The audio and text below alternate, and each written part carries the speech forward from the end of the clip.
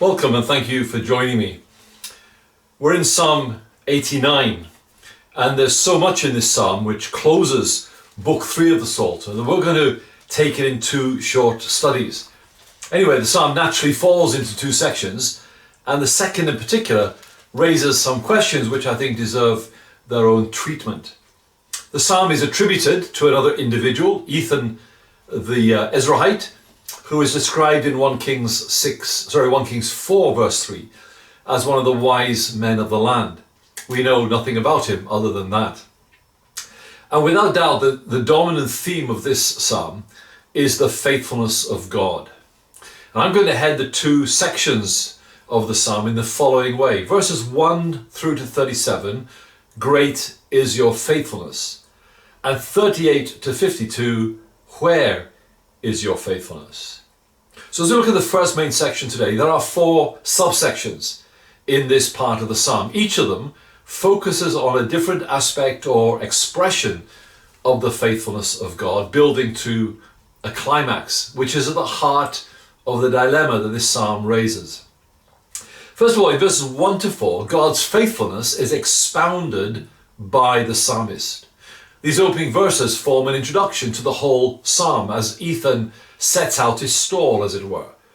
He's going to sing of Yahweh's steadfast love and make known his faithfulness to all generations, which of course includes our own. He also introduces the main expression of God's faithfulness, which he deals with from verse 19 onwards, the covenant he made with David, which is at the heart, as I say, of the psalmist's problems, which we'll look at next time. In verses 5 to 8, God's faithfulness is extolled in the heavens. If you've ever wondered what the angels sing about when they praise God in heaven, now you know. The word heavens is used here, by the way, in the sense of where God dwells. And the holy ones who are mentioned twice are the angels. And if they praise God for his faithfulness, then how much more should we, who have personally experienced it and continue to experience it in a way the angels never have? Then in verses 9 to 18, God's faithfulness is exercised on the earth. From the heavenly realms, we come right back down to earth and we see how God's faithfulness has been exercised, though the word is actually only used once in this section. And what the psalmist is doing here in these verses is he's praising God for his phenomenal power that he displays in the natural world in order to demonstrate his faithfulness to his people. And as is so often the case in the Old Testament, the story of the Exodus is alluded to with the mention, for example, of Rahab in verse 10, another name sometimes used for Egypt. So in order to be faithful to his people, God will literally move heaven and earth, and he can do so because he is sovereign ruler over all aspects of creation.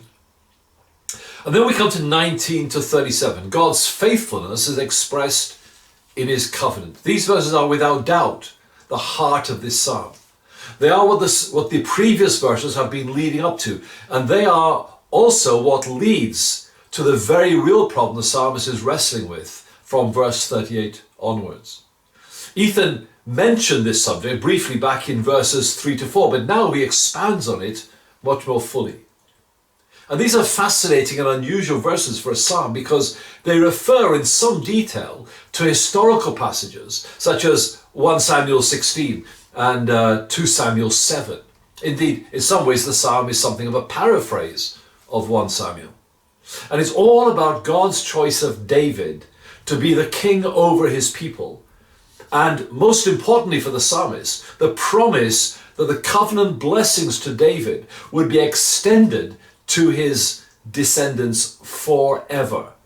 See especially verses 35 to 37.